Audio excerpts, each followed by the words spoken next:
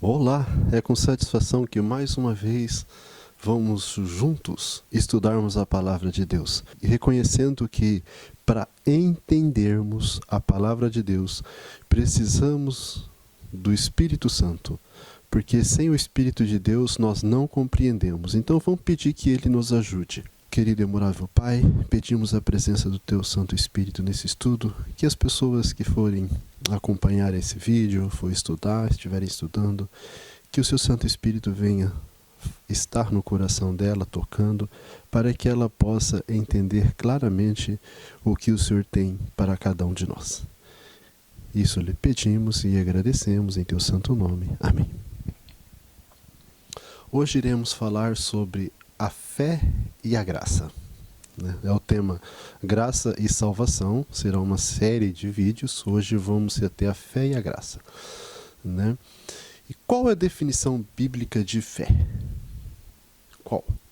Sempre quando a gente pergunta qual a definição bíblica de fé, já vem logo Hebreus 11:1. A maioria das pessoas já pensa logo em Hebreus 11:1. E elas dizem, ora, fé é o firme fundamento das coisas que se esperam e a prova das coisas que não se veem. Eu nunca gostei de detalhes, mas veja os detalhes de Hebreus. Fé é firme fundamento nas coisas, não nas pessoas ou nos seres.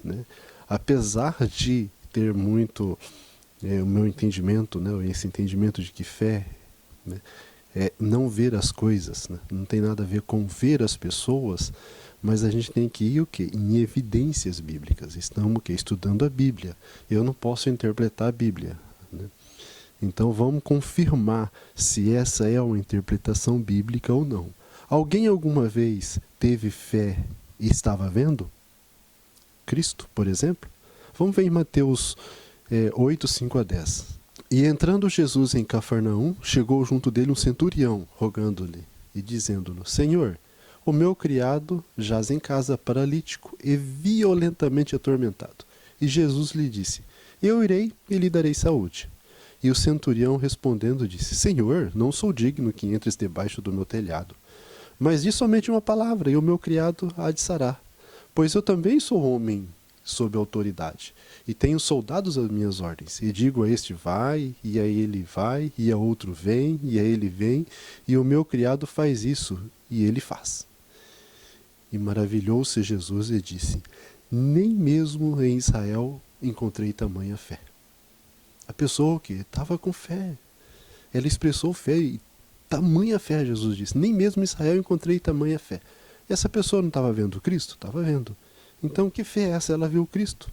Ela teve fé o quê? Na promessa de Cristo, nas palavras de Cristo. Então, fé é confiança na palavra de Cristo. Mesmo que você não está vendo, ele está vendo a cura? Não estava vendo a cura. Mas ele tinha confiança que se Cristo falasse, ele ia ser curado. Então, fé é nas coisas que não se veem, não em pessoas. Hoje as pessoas não têm fé em Deus. A fé está quase extinta. Tem mais presunção do que fé.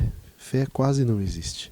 Muitos professam uma fé ilógica, uma fé que não tem a menor coerência. A fé, ela tem base em quê? Primeiro vamos ver como que é essa questão de fé.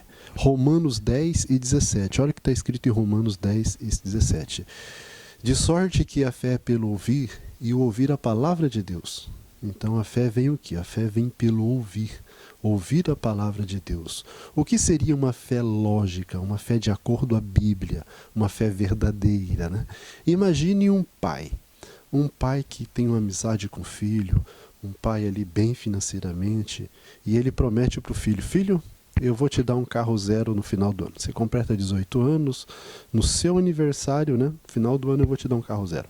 E o filho já combina com os amigos, olha, eu vou fazer aniversário no domingo, na segunda a gente já vai passear de carro zero. Ele confia naquele pai. Primeiro, ele tem um relacionamento com o pai. Segundo, o pai prometeu. Terceiro, ele sabe que o pai tem condições de cumprir. Quarto, o pai nunca falhou uma promessa. Então ele pode confiar tranquilamente que o pai irá cumprir essa promessa. Isso é o quê? É uma fé lógica. A fé vem pelo ouvir a palavra de Deus, E o que seria uma fé ilógica? Vamos estudar na palavra de Deus o que é uma fé ilógica. Imagine um pai que não tem amizade com o filho. Imagina o filho vai completar 18 anos agora, no final do ano, e ele combina e pede para o pai um carro 0 km no aniversário de 18 anos. Mas o pai não prometeu isso para ele, mas ele acredita, ele tem fé. E aí ele já combina com os amigos na segunda-feira de sair com um carro 0 que o pai dele vai dar no aniversário dele. Passa o aniversário dele e o pai não dá carro. Chega na segunda, ele está cobrando o carro. Pai, por que o senhor não deu carro? Assim está fazendo muitas religiões. Cobram promessas de Deus que Deus não prometeu. Está escrito na promessa, na palavra dele, essa promessa não. Igual tem gente que quer bênçãos, que quer o quê? Uma vida sem aflições, sendo que Cristo fala que no mundo tereis aflições. Tem de bom ânimo, eu venci o mundo. Cristo promete o quê? Força, bom ânimo, né? Mas não promete uma vida sem aflições. E as pessoas têm aflições e querem cobrar de Deus. Ou, de repente, eu desejo comprar uma casa nova.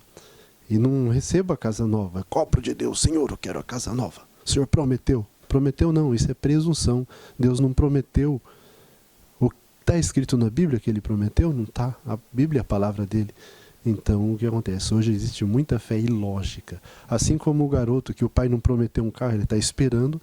Muitas pessoas estão esperando de Deus algo que ele não prometeu. Como que funciona a questão da fé e da graça? Vamos a Efésios 2:8. Veja. Porque pela graça sois salvos por meio da fé. Isto não vem de vós, é dom de Deus. Nós somos salvos de quê? Em Mateus 1:21, lá diz, né? E dará à luz um filho, e chamarás o seu nome Jesus, porque ele salvará o seu povo dos seus pecados. Cristo salva o seu povo que? Dos seus pecados. Então, quando ele nos salva no presente, pela graça sois salvos hoje, não é sereis salvos no futuro, é sois salvos hoje, somos salvos do quê? Dos pecados. Então, hoje nós somos salvos dos pecados. Pela quê? Pela graça. De que maneira? Mediante a fé. Então, o que acontece? A graça, ela é acessível a nós mediante a fé.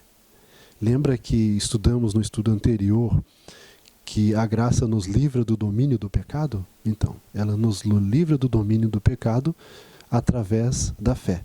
Vamos ver como ela nos livra do domínio do pecado através da fé. Cristo nos salva de nossos pecados. Você confessa, se arrepende e aí você é perdoado, né? Como ocorre o perdão? E não, o perdão divino não é igual a um perdão humano. Imagina só um camarada, né? Ele vai lá e faz algo errado contigo, né? Falou mal de você pelas costas. Não, falou mal. Depois ele vem, se entristece, se arrepende, falou, desculpe, eu falei aquilo, né? Foi sem pensar. E aí você está perdoado, você perdoa, esquece, passa um pano naquilo, né? Aí depois vem outra pessoa fofoqueira lá, né? E começa a estimular e ela não aguenta. E ela cede. Fofoca de novo, né? Aí depois ela vem, perdoa, pede perdão. Você deve perdoar? Claro, você perdoa novamente. Agora o perdão de Cristo não é igual ao perdão humano. Ele não simplesmente perdoa. Ele te dá condições para você não pecar de novo. Ele purifica o seu coração. Quer ver? Vê em 1 João 1:9. Como que Cristo nos salva?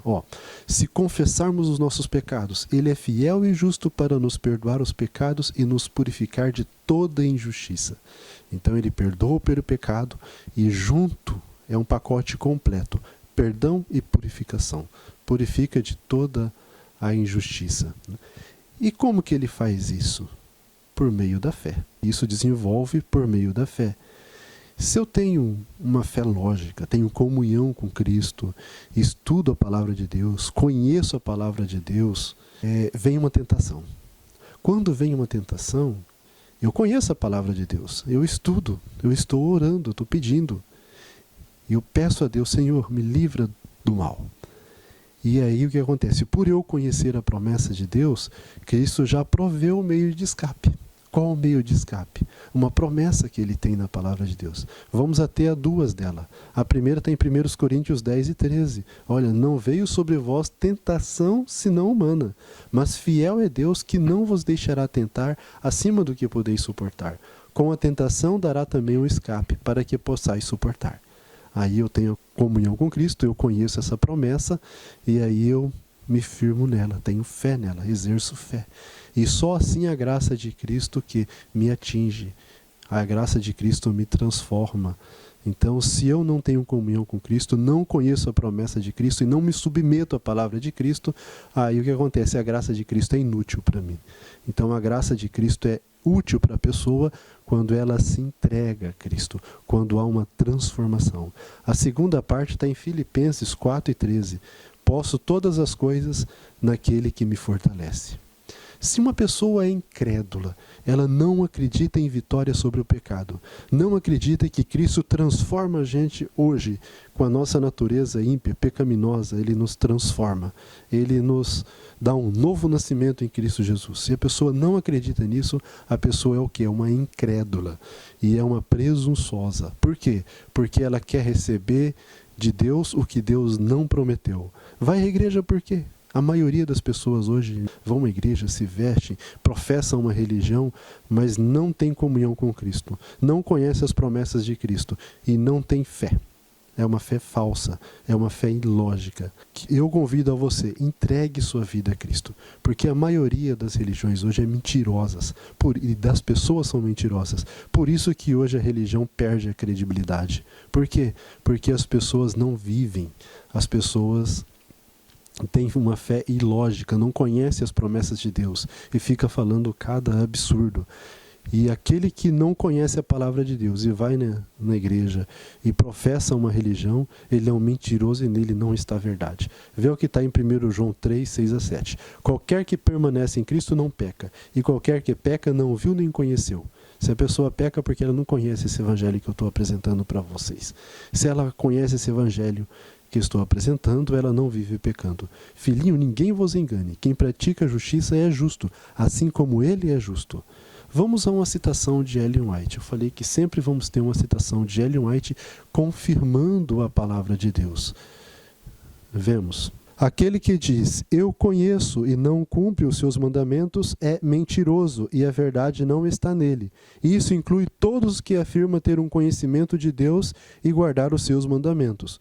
Mas quem não o manifesta por boas obras, eles receberão de acordo com seus atos. Todo aquele que permanece nele não peca, todo aquele que peca não viu nem conheceu. Isto é dirigido a todas as igrejas, incluindo os membros da Igreja Adventista do Sétimo Dia. Filhinhos, que ninguém te engane, aquele que diz fazer a justiça é justo, assim como Cristo é justo. Aquele que cometeu o pecado é do diabo, pois o diabo peca desde o princípio. Para esse propósito, o Filho do Homem se manifestou, para destruir as obras do diabo. Todo aquele que nasceu de Deus não comete pecado, porque é sua descendência e permanece nele. E ele não pode pecar, porque é nascido de Deus.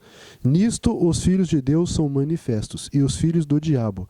Quem faz a justiça é de Deus. Quem não faz a justiça não é de Deus. E quem não ama seu irmão não é de Deus. Então, quem é de Deus? Aquele que obedece. Aquele que não obedece, ele não é de Cristo. Pela graça de Deus, nós somos salvos de nossos pecados e perdoados, purificados. Isso ocorre como? Isso ocorre por meio da fé. Isso ocorre mediante a fé. Mas se todavia a gente pecar, não desanime. Tem uma promessa na Bíblia, não é para a gente pecar, é uma promessa para a gente não desanimar. Não desanimes. Temos um fiel advogado, um sumo sacerdote junto ao Pai, que ele é fiel e justo para perdoar os nossos pecados e nos purificar de toda imundícia. Então, se cair, levante. Confie na promessa de Deus, né? Agora, se a sua religião não provém de firme confiança nas promessas de Deus, não estuda a Bíblia e não conhece e acredita, ela é pecado em si. Veja Romanos 14, 23 na sua casa. Não vou passar aqui, mas você pode ver, pegar a sua Bíblia e estudar Romanos 14 e 23. Estude a palavra de Deus diariamente, com muita oração. Nos próximos estudos, falaremos mais detalhes sobre o Evangelho de Cristo e a conversão, como isso ocorre. Obrigado pela sua atenção e até o próximo estudo.